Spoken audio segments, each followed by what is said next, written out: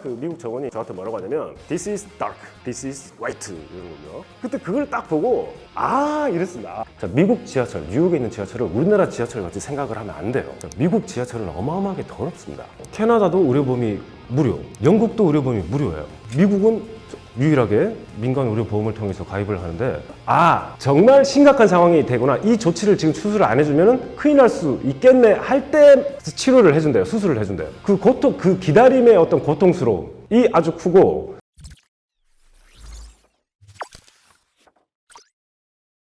자, 안녕하세요. 저는 미국 문화를 전공하고 있고 컨텐츠로 풀어낸 알기 쉬운 미국 문화를 쓴 저자 김상조라고 합니다.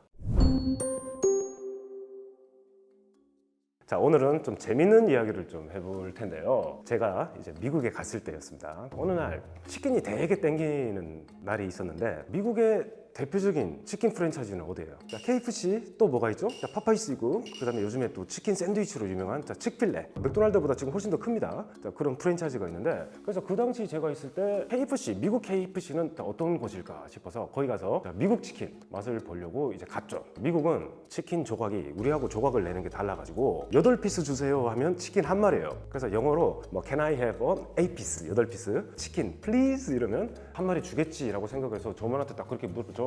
8피스 치킨 주십시오. Can I have 8피스 치킨? 이러니까 점원이 갑자기 뭐라고 물어보냐면 Do you want dark or white? 이러는 거예요. 아니, 난 치킨을 시켰을 뿐인데 왜 dark라고 물어보고 white라고 물어볼까? 뭐 이해를 못하니까 이제 가만히 멍 때리고 이제 가만히 있으니까 흑인이 또 동양 사람이라고 또 영어를 못하는 줄 알고 느린 목소리 이야기를 하는 거예요. Do you want dark or white? 이러더라고요. 순간 생각을 했죠. dark는 기름으로 조금 더 튀긴 치킨이고 white는 좀 덜 튀긴 치킨일까라고 생각하고 이제 가만히 생각만 하고 있었는데 역시나 그 미국 정원이 제가 또 이해를 못하는 줄 알고 영어를 뒤에 가가지고 치킨 바스켓 있죠. 두 손으로 딱 치킨을 들고 딱 오는 거예요. 저한테 뭐라고 하냐면 This is dark, this is white 이러는 거죠. 그때 그걸 딱 보고 이랬습니다. 이게 뭔지 알겠다라고 생각을 했어요. 여러분들 그러면 치킨 부위에서 다크 미트는 살인데 자, 다크 부위는 어디고 화이트 부위는 어딜까요? 다크 부위는 치킨의 다리살 부위를 이야기하고 화이트 부위는 치킨의 가슴살 부위를 화이트 부위라고 하는데 자, 우리는 그런 구분을 안 짓잖아요. 자, 근데 미국 사람들은 그 구분을 짓더라는 거예요. 자, 왜 그 구분을 짓는지 보니까 그 미국 문화의 어떤 한 단면을 이해할 수 있는 그런 계기가 생기게 된 거죠.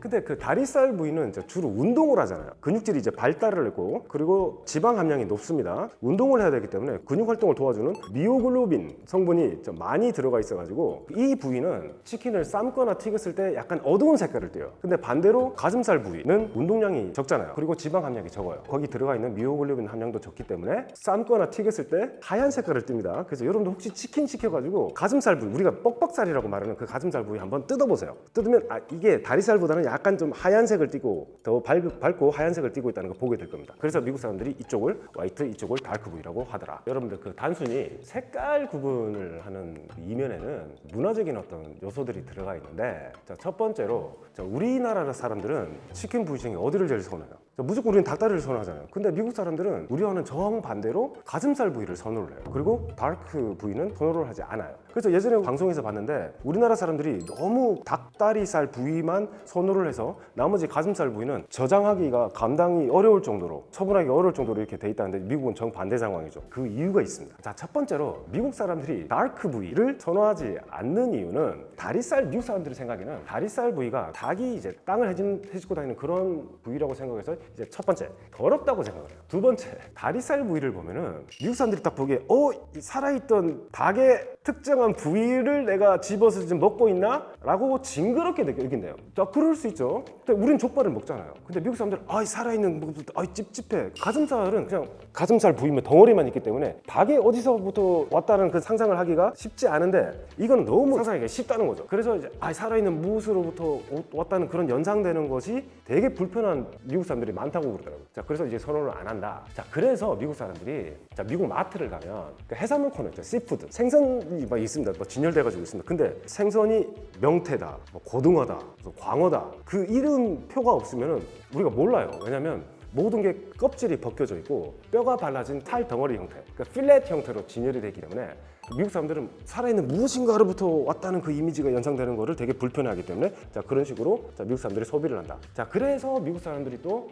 발전을 해 나간 게 또 뭐냐면 너겟 있죠. 치킨 너겟. 뭐 살아있는 무엇으로부터 어떤 연상이 안 되잖아요. 그래서 치킨 너겟이나 소세지 같은 형태로 이 사람들이 소비를 하는데 많이 익숙해져 있다는 거죠. 좋은 부위라고 생각하는데 또 미국 사람들이 또 어떤 게 있냐면 닭가슴살은 저지방 고단백으로 우리 몸에 아주 건강한 옵션이라고 생각을 해서 우리가 알고 있잖아요. 우리가 다이어트 할 때 닭가슴살 다이어트를 하잖아요. 자 그래서 미국 사람들한테는 닭가슴살이 우리 몸에 훨씬 더 좋다는 인식이 많이 있습니다. 자 그리고 닭다리살은 되게 질기다고 생각을 해요. 옛날에 미국에서는 땅덩이도 넓고 그러니까 닭을 키울 때 방목의 형태로 키웠을 거 아니에요. 그래서 운동량이 많으니까 활동량도 많고 닭다리살이 좀 질기잖아요. 옛날에 우리도 토종닭에 닭 다리살 씹으면 거의 고무같이 씹힐 정도로 되게 질긴 인식이 있었는데 미국 사람들도 그 당시 가졌던 닭다리살은 질겨 라고 생각했던 그 인식이 지금까지 이어져 나왔다. 반면에 닭가슴살은 훨씬 더 부드럽다고 느껴요. 우리는 퍽퍽하다고 느끼지만 미국 사람한테는 그게 부드럽고 건강한 부위라고 생각을 해서 미국 사람들이 이제 닭가슴살을 훨씬 더 다리살보다 선호를 한다. 그래서 예를 들면 실제로 가격 차이가 많이 나는데요. 2029년 9월 닭 부위별 가격을 봤을 때 파운드당 닭다리살은 0.99센트예요. 반면에 닭가슴살은 그 3배인 파운드당 $3.30로 3배가 훨씬 넘을 정도로 닭가슴살 부위가 훨씬 가격이 비싸죠. 자 거기에는 미국 양계협회 마케팅 전략도 들어가 있었는데 1960년대 70년대부터 양계협회가 닭을 파는 사람들이 닭을 이제 부위별로 쪼개서 그전만 해도 이제 마리로 이제 팔았는데 그 이후부터 쪼개서 부위별로 팔기 시작하는데 각 부위를 똑같은 가격에 파는 것보다는 특정 부위를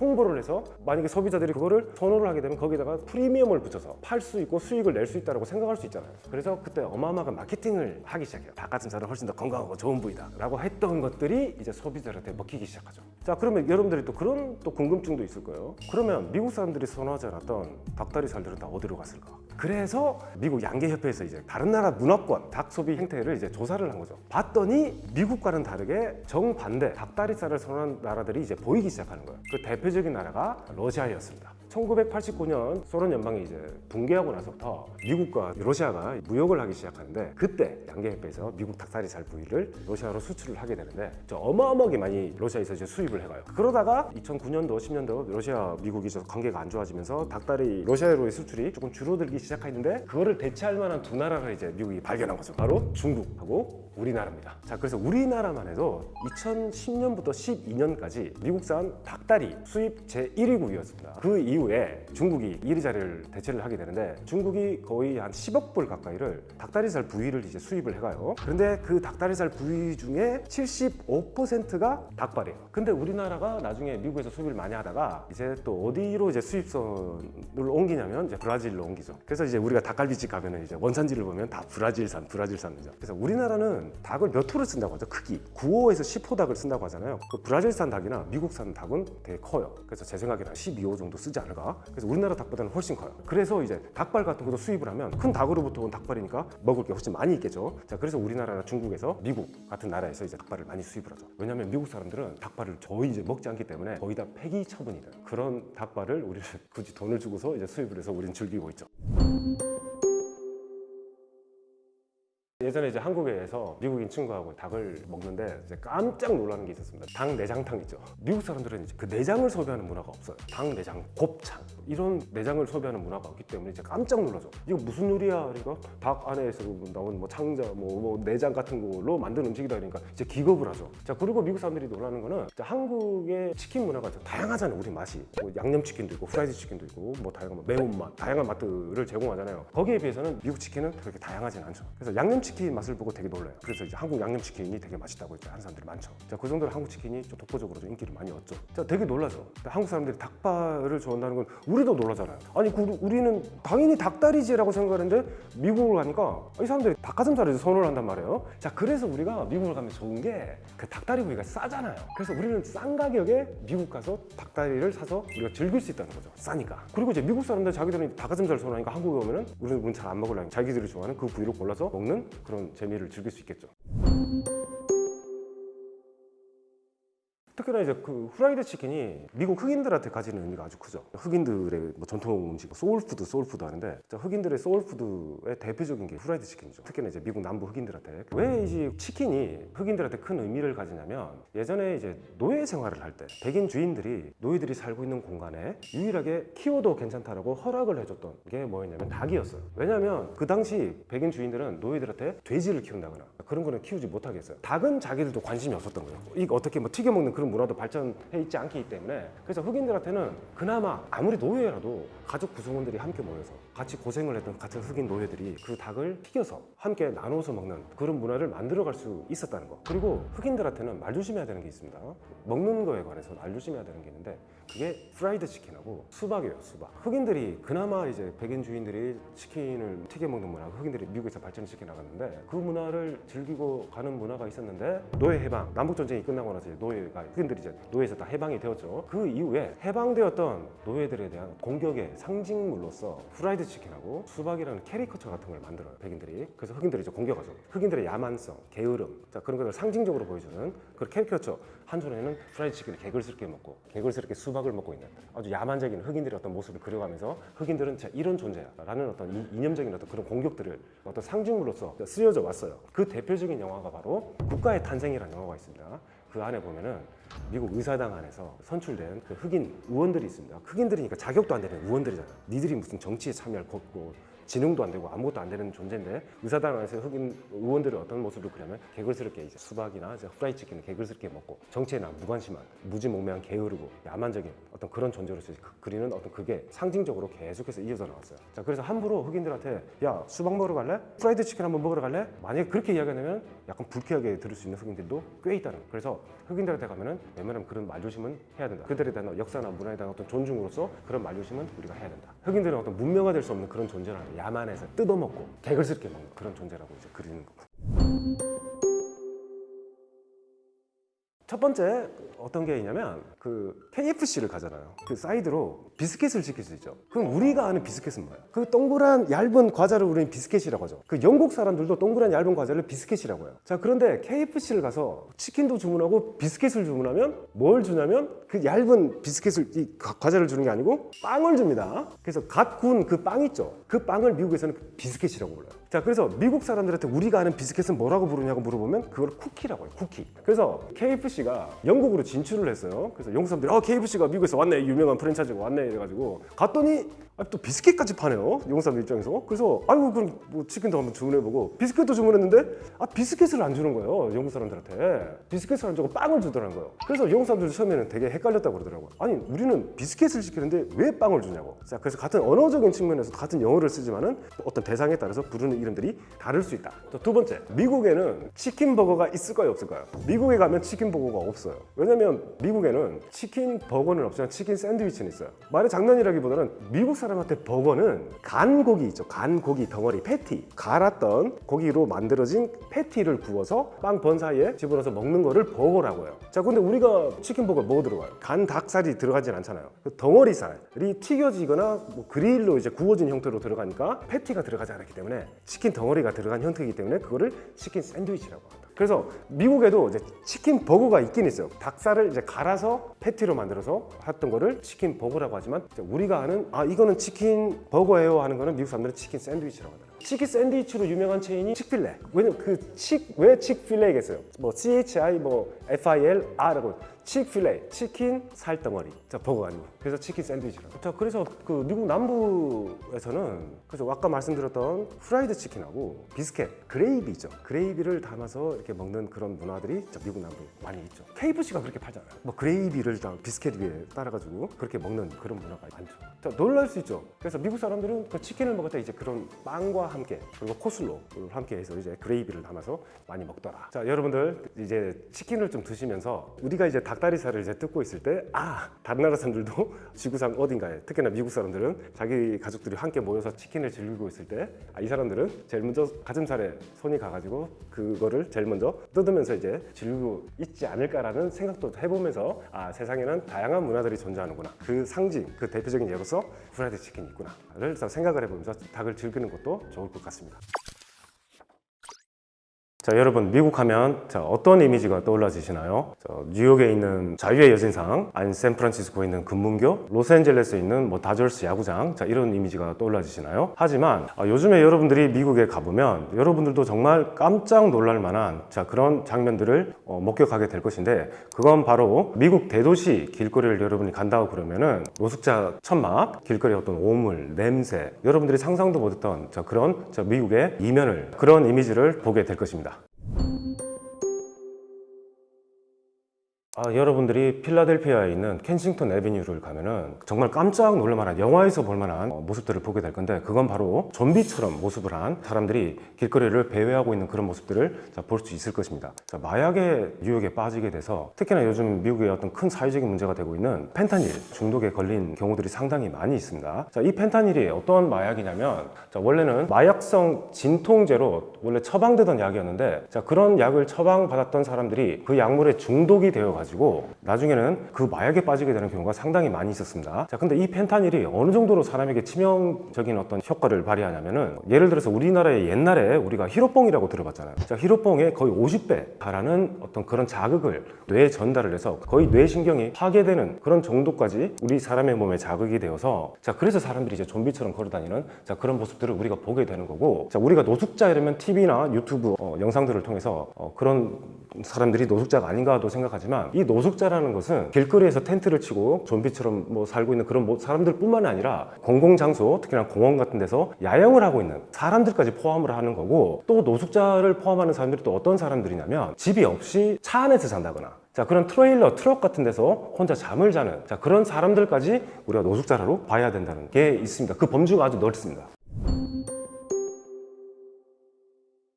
우리가 노숙자이라면은 돈이 없고 갈 곳이 없어서 노숙자가 된 사람들이라고 이러지만은, 정상적인 직업을 가지고 있는 사람들도 상당히 많이 있습니다. 예를 들면은 의사, 간호사, 공무원, 정상적인 직업을 갖고 있는 사람들이 많은데, 이 사람이 왜 노숙의 길로 들어서게 됐냐면, 감당할 수 없는 월세 때문에 그렇습니다. 예를 들어서 뉴욕의 맨하탄 하나만 보더라도 2024년도 기준으로 뉴욕의 노숙자 수를 거의 한 10만 명 가까이 보고 있습니다. 근데 특히나 뉴욕이나 캘리포니아 주요 대도시, 로스앤젤레스, 샌프란시스코, 이런 도시들이 부동산 가치가 어마어마하게 상승해서 임대료도 같이 상승을 했습니다. 대표적으로 예를 들어서 이제 맨하탄을 본다면, 뉴욕의 맨하탄을 보면 방 한 칸 딸린, 거의 원룸으로 보는 거죠. 방 한 칸 딸린 그 원룸의 월세가 지금 거의 6,000불에 다다를 정도로 이제 비쌉니다. 치솟아서 지금 현재 우리나라 환율로 1불에 1,350원 정도를 본다면은, 월세로 6,000불이 나간다고 치면은 거의 우리 돈으로 거의 한 720만 원, 730만 원을 월세로 이렇게 내야 되는데, 이게 문제가 뭐냐? 고소득층 사람들한테는 크게 문제가 없겠죠. 그런데 저소득층이나 중산층 가정의 사람들의 경우를 봤을 때는, 미국의 2024년도 기준 최저임금이 시간당 16불입니다. 그리고 법정 근로시수가 일주일에 40시간인데, 시간당 16불 하면 우리 돈으로 한 시간당 2만 원을 번다고 치면은, 일주일에 한 80만 원을 번다고 생각하고, 그럼 한 달이면 320만 원을 벌잖아요. 그러면은 그 돈 가지고 월세를 감당할 수준도 안 되는 경우가 상당히 많이 생긴다는 거예요. 그래서 수많은 사람들이 게으르고 뭔가 하기 싫어서, 뭔가 일을 하기 싫어서, 그래서 노숙의 길을 들어서는 게 아니고, 어쩔 수 없이 비싼 월세, 임대료를 감당할 수 없는 상황이 되어서 거리로 내몰리는 경우가 너무도 많다는 겁니다. 캘리포니아에 오클랜드라는 도시가 있어요. 차에서 맨날 잠을 자고 있는 의사를 인터뷰를 했습니다. 왜 노숙을 하고 있냐고 하니까, 자기가 이제 갓 의사가 된 사람인데, 초년 의사의 수입으로는 캘리포니아 오클랜드에 있는 도시의 임대료를 감당할 수가 없어서 자발적으로 노숙의 길을 자기가 선택했다는 경우들도 상당히 많이 있습니다. 그리고 연봉이 1억 정도가 되는 사람들도 거리에 내몰리는 경우가 있는데, 예를 들면 갑자기 실직 상태가 된다거나, 실직 상태가 되면은 미국은 국가에서 제공해주는 의료보험 시스템이 없잖아요. 직장 의료보험을 들고 있던 사람들이 실직이 되면은 그 보험 혜택을 받지 못하는 상황이 와요. 그러다가 혹시 가족 중에서 누구 한 명이 아프다 그러면, 그런 어마어마한 어떤 의료비를 감당하지 못하는 수준까지 올 수 있고, 대부분이 다 이제 대학교 등록금이 비싸기 때문에 학자금 대출을 받고 살잖아요. 그래서 미국 사람들이 이제 죽을 때까지 빚을 갖고 이렇게 산다는 말들이 있는데, 그 학자금 대출에 그럼 집도 차도 다 할부로 구매를 할 거 아니에요. 자기들이 이제 기본적으로 살아왔던 생활 수준을 맞추는 수준이 되기가 이제 어렵게 되겠죠. 자, 그런 상황이 왔을 때 대출금을 이제 갚지 못해가지고 집을 뺏겨서 어쩔 수 없이 거리로 내보내는 경우도 있고 상당히 그런 경우들이 많이 있습니다. 그래서 우리가 뭐 노숙자 이러면은 막 그렇고 그런 사람들만 노숙자가 되는 거야 라고 생각하는 건 그 범주에서 우리가 좀 넘어설 필요가 있지 않나.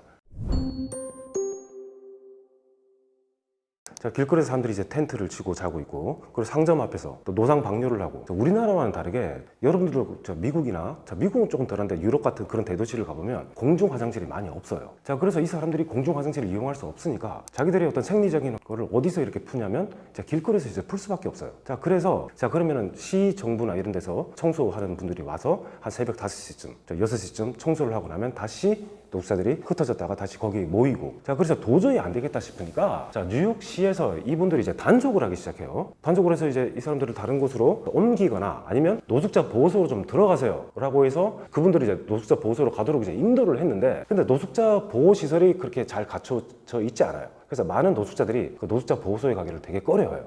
왜냐면 그 안에 들어가면은 거기에 맞는 어떤 규칙에 따라야 되고, 자, 그리고 수많은 사람들이 거기에 막 모여 있으니까 어떤 프라이버시 문제도 있고, 바깥에서 약간 자유롭게 살면서 했던 어떤 마약 같은 문제나 이런 문제들이 노숙자 보호소로 똑같이 들어오는 그런 문제들이 이제 생기는 경우들이 많이 있습니다. 자, 그리고 폭력 같은 그런 다양한 문제들이 있어가지고 노숙자 보호소를 가기를 되게 꺼려하는 경우가 많이 있습니다. 자, 그래서 뉴욕시에서 길거리에 있는 노숙자들을 다 없애도록 이제 어떤 단속도 하고 이제 노력을 했는데, 많은 노숙자들이 이제 어디로 가기 시작하냐면 미국 지하철로 들어가기 시작해요.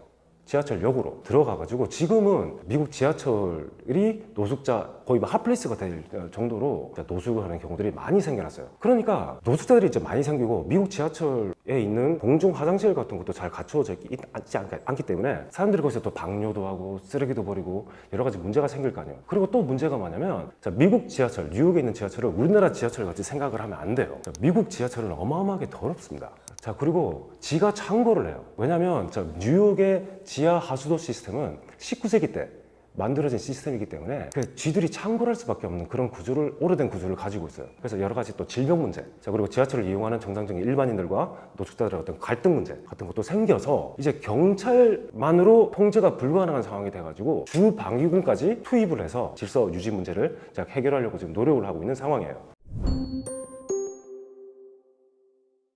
몇 달 전에 연방 대법원에서 그런 판결을 내렸죠. 노숙자 보호시설 지원을 하지 않더라도 노숙자들이 공공장소에서 노숙자들이 텐트를 치고 불법적으로 길거리를 점거하고 있으면 처벌을 하는 것이 합법이라고 연방 대법원에서 판결을 내렸습니다. 그 뒤로 샌프란시스코나 뉴욕 같은 여러 다양한 도시들에서 노숙자 단속을 하는데, 많은 미국인들이 그게 일회성에 불과하다고 생각을 해요. 노숙자들을 밀어내봤자 어차피 딴 블락에 가서 또 텐트를 치고 있다가 단속이 없을 때 다시 돌아와가지고 똑같이 텐트를 치고 똑같은 장소에서 노숙 생활하는 그런 문제들이, 그래서 단속을 한다고 해서 그 문제가 이렇게 해결된다고 보는 미국 사람들은 많이 없어요. 그리고 또 미국 사람들이 가장 또 우려를 하고 있는 많은 문제들이 뭐냐면, 마트나 가게나 상점에 가가지고 절도를 하는 문제가 빈번합니다. 캘리포니아도 그렇고 뉴욕도 그렇고 재밌는 법이 있는데, 절도 금액이 $1,000 미만이면 경범죄로 간주가 되어가지고 처벌 강도가 아주 약해요. 경고를 받는다거나 몇 푼 벌금만 내면 되는 범죄로 간주가 되기 때문에 많은 사람들이 들어가가지고 아무렇게나 물건을 들고 나가고 강탈하고, 잡혀봤자 이 사람들이 받는 처벌은 아주 경범죄로 경미하기 때문에 비일비재한다는 거예요. 그래서 그런 상황을 또 노려가지고 어떤 조직 범죄자들이 노숙자나 이런 사람들을 고용을 해서 도둑질을 하게끔 만들어서 그 어떤 작물들을 인터넷에서 내다 파는 그런 경우들도 상당히 많이 있습니다. 법이 그렇게 정해져 있습니다. $1,000 미만. 캘리포니아는 제 기억으로 $950 미만. 근데 또 그렇게 생각할 수 있죠. 아니, 도둑질을 하고 있으면 가게 안에서 잡아서 신고를 하면 되지 않냐고 그렇게 생각할 수 있는데, 이게 미국에 또 이게 좀 되게 예민한 어떤 그런 건데, 누군가 절도하고 있을 때 하지 말라, 몸을 만진다거나 건드린다거나 하면 어떤 큰 법적인 문제가 될 수 있어요. 그리고 막으려고 할 때 어떤 일이 일어나는지 모르잖아요. 예를 들면 주머니에서 총이 나올 수도 있고, 미국은 총기가 합법적인 문화잖아요. 아무 죄 없는 다른 어떤 쇼핑을 하고 있는 다른 고객들에게 잠재적인 피해를 또 줄 수 있는 상황이 발생할 수 있기 때문에, 매니저들이 일하는 어떤 직원들에게 웬만하면 그런 절도범하고 맞닥뜨리지 말라고 하는 훈련도 시키는 경우가 많이 있습니다. 그런데 여러분들, 미국의 노숙자 문제가 이렇게 심각하다고 그래가지고, 미국이 정말 그런 나라야? 너무 무서운 나라일 수 있고 막 그렇게 생각할 수 있는데, 제가 이제 2000년대 초반에 미국에서 유학을 하면서 공부를 할 때만 해도 대도시에 가면은 그런 상황까지는 아니었거든요. 2000년대 초반에 많이 보이지 않았던 그 노숙자가 왜 이렇게 요즘에 와가지고 많아졌을까를 봤더니 가장 큰 이유가 임대료 상승에 있더라고요. 임대료가 치솟은 이유는 대도시 지역에 저렴한 주택 공급이 상당히 부족했어요. 근데 수요는 많은데 이제 공급이 따라오지 못하는 그런 상황들이 와서 팬데믹 때 좀 많이 오른 것 같은데, 팬데믹을 지나가지고 특히나 이제 우리나라도 그렇지만 인플레이션 문제가 있잖아요. 코로나 상황과 맞물리면서 가속화가 되었다고 봅니다.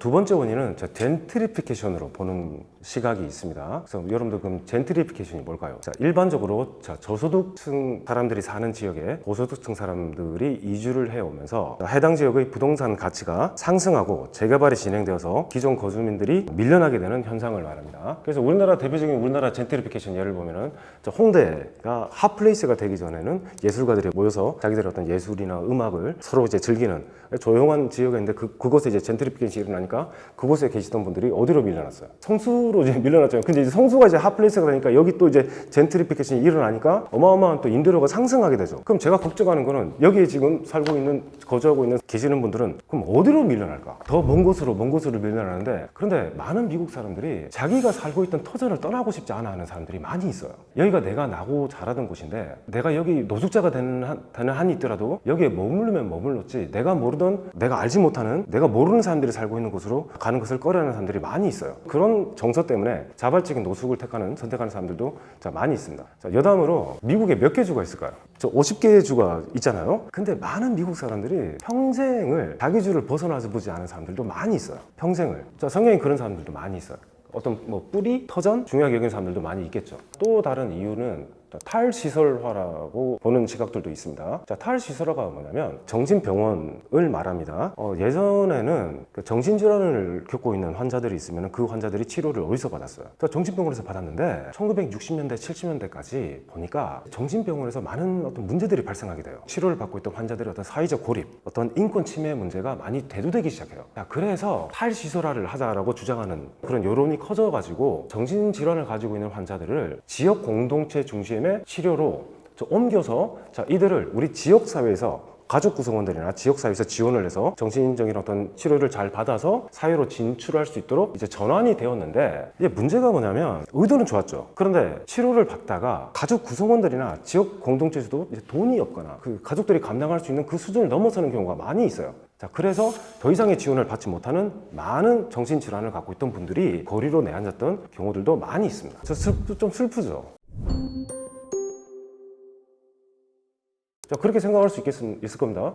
노숙자로 살 바에는 어엿한 직장을 가져서 열심히 일을 해서 노숙자 생활에서 벗어나면 되지 않냐라고 말할 수가 있는데, 노숙자들이 직장을 갖기에 어려운 요인들이 몇 가지 있습니다. 첫 번째, 예를 들어서 내가 어떤 일자리를 갖고 싶어서 기업에 지원을 한다. 그러면 내가 지원서에 나의 어떤 영구적인 주소를 기입을 해서 기업의 지원서에 내가 살고 있는 현재의 어떤 주소를 기입을 해야 될 건데, 이 기업들이 주소가 왜 필요하냐면 회계 처리, 세무 처리를 위해서 지원자의 영구적인 주소가 필요합니다. 그런데 노숙자 입장에서는 기입할 수 없기 때문에 그런 지원자들을 기업들이 꺼려하는 경향이 있습니다. 두 번째, 기업에 지원을 했어요. 근데 노숙자이기 때문에 자가용이 없잖아요. 그러면 버스, 대중교통을 이용해서라도 갈 수 있지 않나라고 생각하겠지만은, 우리나라 같이 생각하면 안 돼요. 미국의 대중교통 시스템은 어마어마하게 잘 안 돼 있습니다.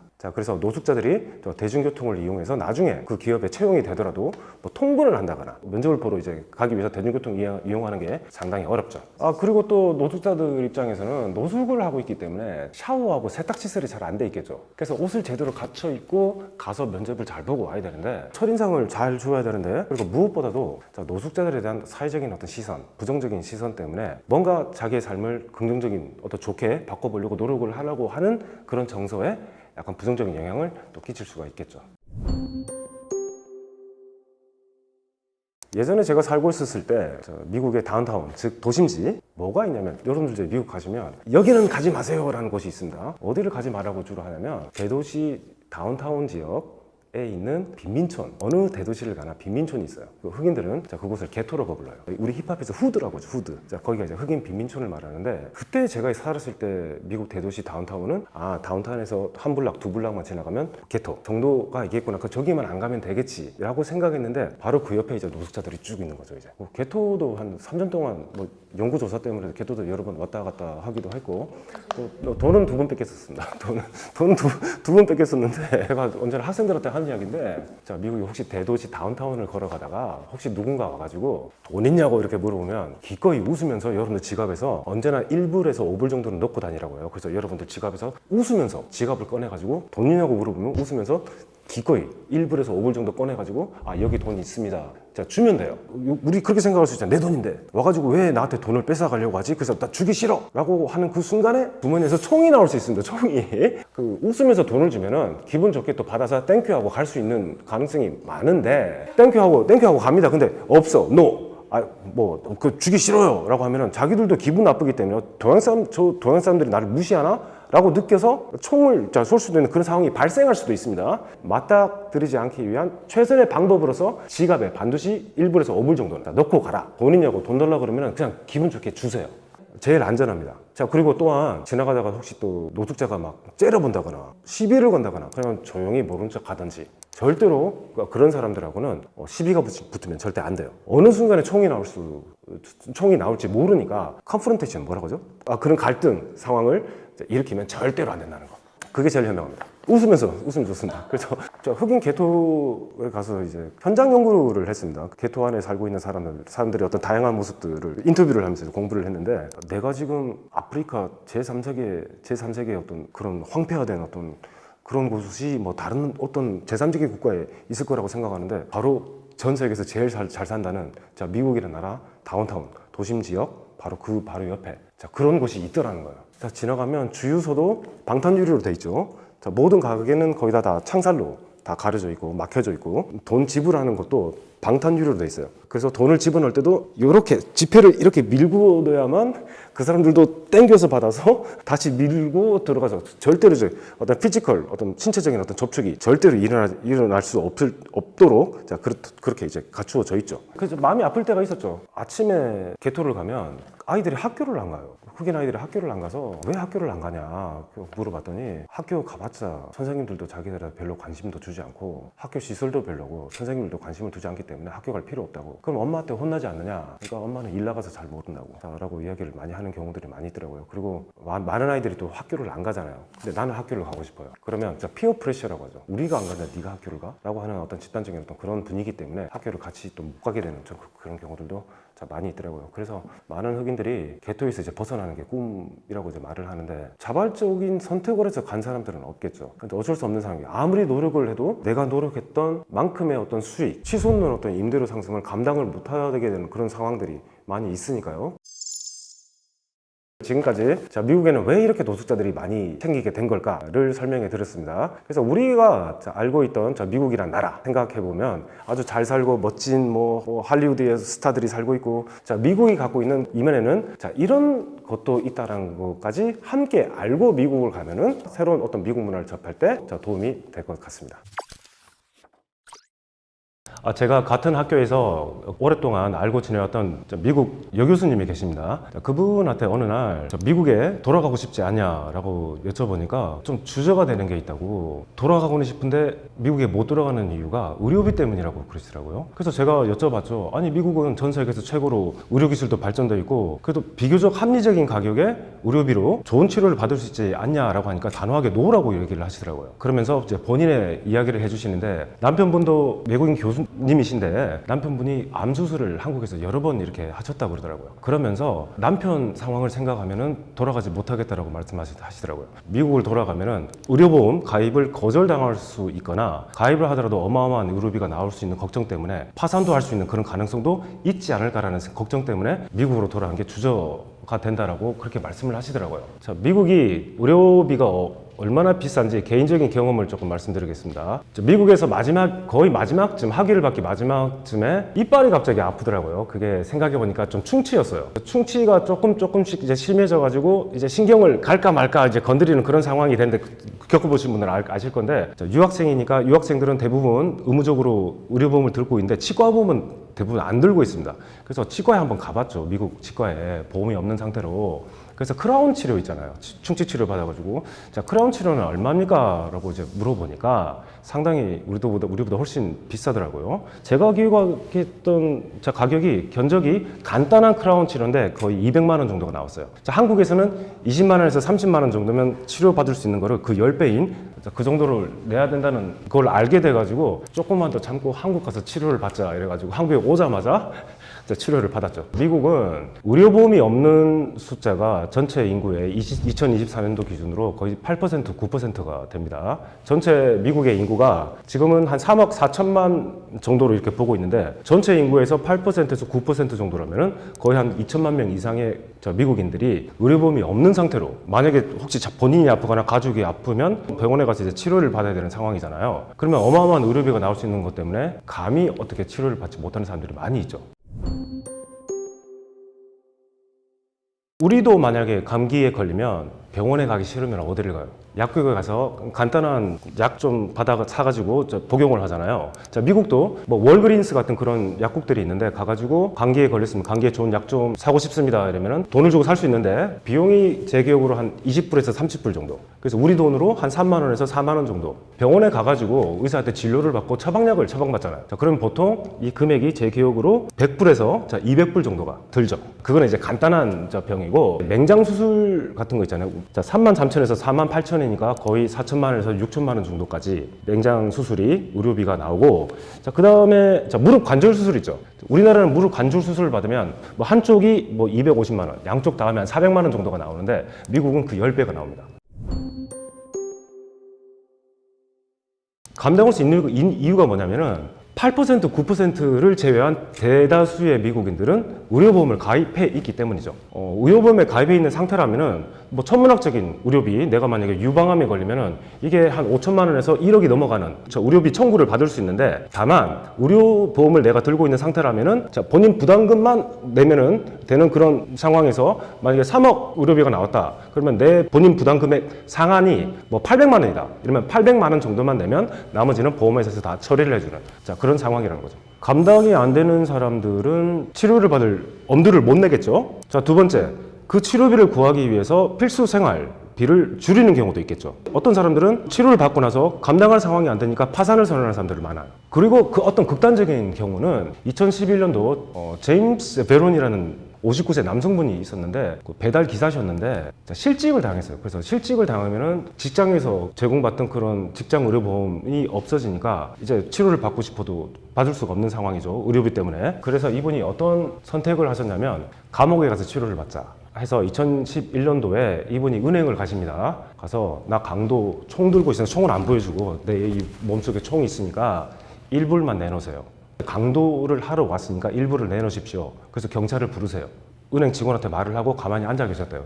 경찰이 와서 나를 잡아가도록. 그래서 이제 그런 선택을 하는 경우, 극단적인 선택을 하는 경우도 있다는 거죠.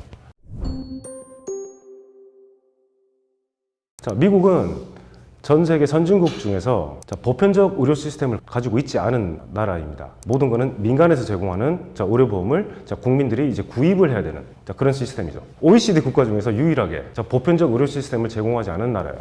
그래서 같은 국경이라도 국경 바로 위에 있는 캐나다는 의료비가 무료예요. 국가에서 제공을 해주기 때문에. 근데 국경 넘어서 바로 아래에 있는 미국은 정반대의 상황을 가지고 있습니다. 자, 그래서 2019년 연구에 따르면은 미국에서 매년 파산하는 사람들 중에서 거의 66.5% 정도가 의료비 때문에 파산한다는 그런 연구 결과도 있습니다.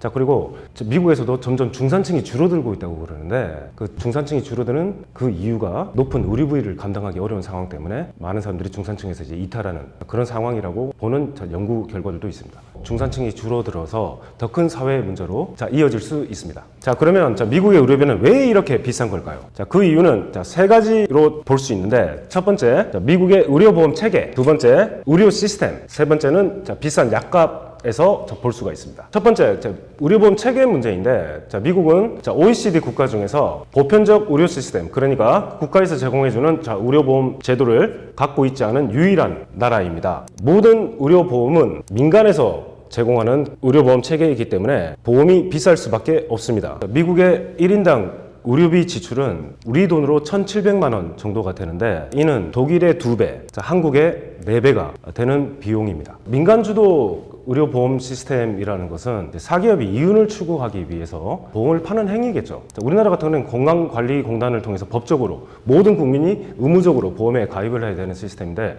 미국은 정부 주도 그런 시스템이 없고 대신에 그 역할을 민간 회사에게 위임을 시키는 그런 시스템이 되겠습니다. 그래서 의료보험에 가입을 할 수 있는지 없는지 여부는 민간 의료보험 회사에서 결정을 해요. 민간 의료보험 금액은 당연히 본인의 연령, 소득 수준, 그리고 거주지, 만약에 여러분들이 기저질환이 있다 또는 흡연자라고 한다면은 그 의료보험 금액이 아주 높아질 수가 있죠. 만약에 내가 돈이 있고 소득 수준이 괜찮은 상황이라면은 많은 돈을 기꺼이 지불하고서도 내가 전 세계에서 최고의 치료를 미국에서 받을 수 있는 그런 병원들이 많이 있겠지요. 그래서 민영화란 것은 돈 있는 사람들에게는 최고의 시스템일 수 있지만은 돈이 없는 사람에게는 최악의 시스템이 될 수도 있는 그런 시스템이라고 볼 수 있습니다. 두 번째 의료 시스템 부분인데, 의료비 청구 그리고 관리, 심사의 과정을 거쳐야 됩니다. 최초 의료비는 누가 청구를 하냐면 병원에서 청구를 해요. 근데 정부에서 그거를 규제를 못하기 때문에 병원에서 이 특정한 환자를 치료를 하면서 들었던 어떤 비용들, 수술 비용, 입원 비용들, 모든 재반 관리 비용은 이 정도가 나왔습니다 라고 하는 것은 병원이 결정을 해요. 그러면 병원은 환자가 가입한 의료보험 회사에 청구를 하겠죠. 청구를 받은 의료보험 회사는 손해를 보지 않기 위해서, 손해를 최소화하기 위해서 심사를 아주 꼼꼼하게 하겠죠. 그래서 자기들의 의료보험 약관에 해당되는 어떤 부분이 있고 해당되지 않은 부분은 어떤 게 있을까 아주 철저하게 검토를 합니다. 그러고 난 다음에 의료보험 회사가 병원하고 협상을 해요. 병원에서 2억을 청구를 했다면 보험회사에서는 2억까지는 조금 무리인 것 같다. 우리 한 8천만 원에서 합의를 볼 수 없겠니? 1억에서 합의를 볼 수 없겠니? 1억 5천 정도면 합의를 해줄게 라고 해서 최종 금액은 병원과 의료보험 회사가 협상을 통해서 합의를 본 그 금액이 최종 금액이 돼요. 그래서 그 최종 금액이라는 것은 청구비의 3분의 1이 될 수도 있고 반이 될 수도 있고 10분의 1이 될 수도 있습니다. 그래서 그게 결정이 되는, 프로세스가 되는, 처리가 되는 그런 과정이 너무도 길기 때문에, 그리고 또한 추가적인 비용이 발생할 수 있기 때문에 환자 입장에서는 좀 스트레스를 받을 수 있죠. 우리나라는 약값을 정부가 규제를 할 수가 있어요. 근데 미국은 어떤 제약회사가 신약을 개발을 했으면 그 신약에 대한 가격을 정부가 통제를 못해요. 그렇게 그 시스템이 되어 있습니다. 그러면 그 가격 책정을 누가 하느냐? 민간 제약회사에서 책정을 할 수가 있다. 그 신약을 개발하기 위해서 제약회사는 임상실험, 시험, 수많은 투자를 했을 거 아니야. 그래서 그 투자 비용을 회수를 하기 위해서 처음에 나오는 신약 같은 경우에는 어마어마한 가격으로 책정을 하죠. 그래서 그런 높은 약값이 최종적인 의료비를 상승시키는 또는 견인시키는 요인이 될 수가 있습니다. 이 세 가지는 아주 미국적인 모습을 보여주는 것 같습니다. 작은 정부, 모든 거는 시장에 맡겨놔서 시장에서 알아서 돌아가게끔 자율에 맡기자. 이번에 트럼프 후보께서 당선이 되셨잖아요. 그래서 공화당이 내세우는 캐치프레이즈는 작은 정부죠. 그런 미국적인 모습을 반영하는 것 같습니다. 이렇게 터무니없이 비싼데 사람들은 도대체 어떻게 살아갈 수 있을까요? 대다수의 미국 국민들은 의료보험을 가입해 있기 때문에 본인 부담만 지불을 하면 되는데, 문제는 그런 보험이 없는 사람들이 아주 높은 병원비 청구를 받았을 때 어떻게 해결을 해야 되는 것인가? 감당 못해서 파산하는 경우도 있다고 했잖아요. 어떤 사람들은 병원과 협상을 해요. 그래서 지불할 능력이 없는 사람들은 병원에서 우리가 그러면 이 정도까지는 깎아줄 수 있어, 할인을 해준다거나, 그러면 지금 당장 내일 목돈이 없다면 할부를 해줄게, 아니면 당신 의료비의 어느 일정 부분을 도와줄 수 있는 자선단체를 연결을 시켜줄게. 의료보험을 갖고 있지 않다, 그리고 치료를 받았는데 지불을 할 능력이 안 되는 사람 같다, 그러면 법적으로 병원이 그 환자에 대한 치료를 거부를 할 수가 있어요. 왜냐면 병원 쪽에서도 치료를 해줬는데 지불을 하지 않으면 손해를 볼 수 있기 때문에 환자 치료를 거부를 할 수가 있는 게 법으로 이제 규정이 되어 있습니다.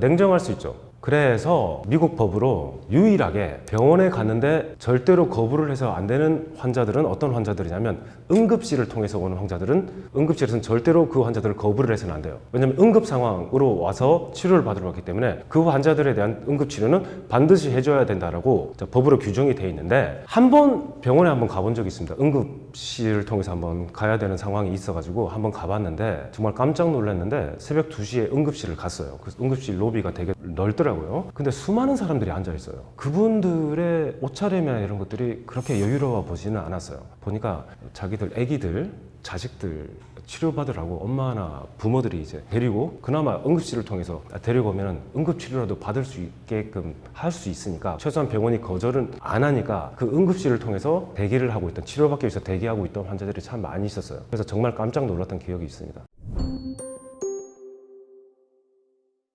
어떤 분들은 그래서 병원에서 할부로 내게끔 해주겠다. 그래서 난 죽을 때까지 할부로 다는 못 갚고 죽을 때까지는 갚으면서 노력하면서 난 죽겠다라고 하는 미국 환자들도 있다는 거죠. 평생의 빚이죠.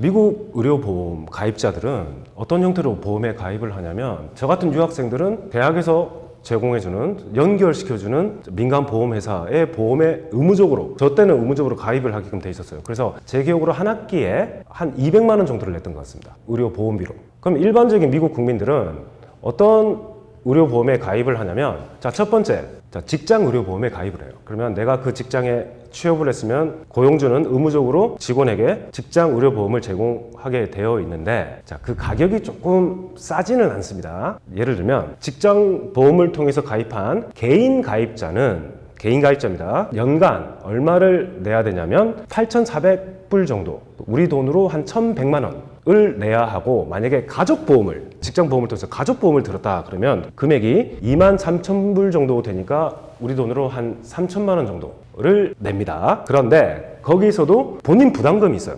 본인 부담금이 개인 가입자로 8,400불의 보험을 가입했으면 1,400불 정도를 개인이 부담을 하고, 만약에 가족보험을 23,000불짜리를 들었으면 6,500불 정도를 본인이 부담하는 형태다. 그리고 두 번째 만약에 우리나라 이제 교포분들도 자영업을 많이 하시잖아요. 그래서 그런 분들은 개인 보험을 가입을 하는데 직장 보험에 비해서 개인 보험은 훨씬 더 비싼 편입니다. 1,000만 원에서 1,500만 원 정도가 훨씬 넘어가는 비용을 의료보험으로 내야 되는 경우가 있고, 그런데 딱 예외적인 경우가 두 가지 있습니다. 아까 말씀드렸을 때 미국이 보편적 의료 시스템을 제공하는 유일한 나라라고 했지만 제공을 하긴 해요. 그 예외적인 두 계층이 있는데, 노인층을 위한 메디케어 프로그램이 있고, 그 메디케어에 가입해 있는 퍼센티지는 전체 국민의 한 20% 정도. 그리고 저소득층을 위해서 메디케이드라는 국가에서 제공하는 의료보험 시스템은 있습니다. 그래서 그 가입자 퍼센티지가 한 17% 정도 된다는 거. 그래서 이 세 가지 유형으로 볼 수가 있습니다. 좋은 질문이신데, 제가 아주 친하게 지냈던 외국인 교수님들이 세 분이 계셨는데, 한 분은 미국분, 한 분은 캐나다분, 한 분은 영국분이셨어요. 제가 알기로는 캐나다도 의료보험이 무료, 영국도 의료보험이 무료예요. 미국은 유일하게 민간 의료보험을 통해서 가입을 하는데, 그래서 캐나다 분한테 여쭤봤어요. 아니, 한국보다 훨씬 캐나다는 좋겠네요. 왜냐면 모든 의료비가, 치료비가 다 공짜니까 하니까 갸우뚱 하세요. 왜 갸우뚱 하십니까? 더 좋겠죠. 이러니까 캐나다는 무료인 것만큼이나 수술을 언제 해주냐면 거의 나 내일 죽겠어요 라는 상황이 될 때까지 기다려 하고, 정말 심각한 상황이 되거나 이 조치를 지금 수술을 안 해주면 큰일 날 수 있겠네 할 때 치료를 해준대요. 수술을 해준대요. 그 기다림의 어떤 고통스러움이 아주 크고, 그리고 병원 서비스를 받는 게 그렇게 아주 슬로우, 느리다고 그러더라고요. 영국 분들도 마찬가지고 수술을 거의 안 해준대요. 그래서 정말 필요한 상황이다가 의사가 판단될 때 수술을 해주는데, 그 두 분이 동시에 저한테 말씀해 주시는 게 한국만큼 좋은 시스템 없다고 그러시더라고요. 비록 한국이 전체가 다 의료보험이 캐나다나 영국처럼 공짜는 아니지만은 신속하대요. 그래서 내가 혹시 내 자식이 아프면 주변에 사는 근처에 어떤 그 중견 병원이나 클리닉들이 다 모여 있잖아요. 그래서 빨리 내 자식을 데리고 가지고 치료받게끔 신속 정확하게 해줄 수 있고, 자, 그리고 자, 한국은 의료보험에 외국인들도 다 가입할 수 있으니까 치료를 받으면 나와서 창고에 가서 이렇게 나왔습니다 하고 그 계산, 이 정도 나왔네 하고 그냥 계산하고 나가면 끝이래요. 다른 나라처럼 뭐 청구하고 시간 기다려야 되고 뭐 그런 거 없이 아주 신속하게 서비스를 받을 수 있다. 자, 한국이 또 좋은 게 본인 부담 상한제가 있잖아요. 그 내 소득 수준을 넘어서는 또 본인 부담 금액이 치료를 받았을 때 초과를 하면은 국가에서 국민건강보험에서 연금공단에서 보조를 해주는 그런 시스템이기 때문에 의료비가 많이 나갈 수 있다는 그런 어떤 걱정을 덜 수 있는 게 아주 좋은 시스템이라고 생각을 한다라고 말씀하시더라고요. 자, 그래서 그 외국인 분들이 가족을 데리고 가고 싶은 자기 나라에 돌아가고 싶지 않은 이유가 바로 이런 좋은 의료 시스템이 있다는 것입니다. 자, 이런 비싼 의료비 말고도 다른 불편한 점들이 많이 있는데요. 자, 그것은 바로 내가 어떤 특정한 병원에 가고 싶다고 해서 그 병원에 갈 수가 없다는 것입니다. 그래서 미국은 내가 가입한 의료보험에서 규정한, 보장하는 치료의 범위가 있는데 그 보험회사에서 권장하는, 지정하는 그 병원을 가야 되는 상황이 올 수가 있고 그 병원에 예약을 하고 기다리고 치료받고 과정이 아주 복잡할 수가 있습니다. 치료를 받고 나서도 병원비가 청구가 되면은 결제가 되고 하는 그런 수속 과정이 아주 복잡하기 때문에 그건 역시 환자를 아주 피곤하고 지치게 만듭니다. 우리 같은 한국인들에게는 더욱더 고통스러울 수가 있겠죠. 안 그래도 성격 급한데 더더욱 고통스러울 수가 있겠죠. 비싼 의료비 때문에 생겨난 독특한 미국만의 문화는 뭐가 있을까요? 그래서 한 3가지 정도를 생각해 볼 수가 있겠는데, 자, 첫 번째는 많은 의료비를 감당하기 힘든 사람들이 클라우드 펀딩을 많이 합니다. 그래서 대표적인 클라우드 펀딩 웹사이트가 GoFundMe라는 펀딩을 받아가지고 내가 앞으로 어떻게 살고 싶습니다 하는 그런 프로젝트를 내는 사람들도 있는데, GoFundMe에서 그 펀드를 신청하는 3분의 1이 의료비 때문에 신청하는 사람들이에요. 저 좀 치료받게 해주세요. 저를 이렇게 도와주시면 앞으로 멋진 사회인이 되겠습니다 라고 하는 펀드를 모으는 사람들이 많이 생겨났고 거의 이제 3분의 1이니까요. 자, 두 번째, 미국에서의 의료비가 아주 비싸니까 미국인들이 의료 관광을 나가요. 그래서 가까운 캐나다, 밑에 있는 멕시코, 상대적으로 의료비가 아주 싸니까요. 아니면 비행기를 타고 한국 이나 태국 같은 곳에 가서 간단한 치료를 받든지 아니면 이빨 치료를 받든지 그런 곳이 치과가 아주 싸니까요. 그래서 의료 관광을 가는 미국 사람들도 아주 많고, 그리고 세 번째 또 어떤 이런 독특한 문화가 생겨나냐면 같은 약값이라도 미국에서 약값이 아주 비싸요. 그래서 공동구매를, 해외 공동구매를 통해서 약을 구매하는 사람들, 캐나다, 멕시코 쪽에서 약을 공동구매를 해서 미국으로 가져오는 그런 문화가 생겨났다는 거죠. 이 모든 것들이 비싼 미국 안에서의 의료비 때문이라는 거죠. 자, 여러분, 이렇게 미국 의료 시스템에 관해서 간단히 설명을 드렸는데, 이거를 이렇게 들으셨다면 우리 한국이 가지고 있는 우리 의료 시스템이 얼마나 좋은 건지를 우리가 새삼 느껴볼 수가 있겠죠. 물론 우리 의료 체계가 완벽하지는 않겠죠.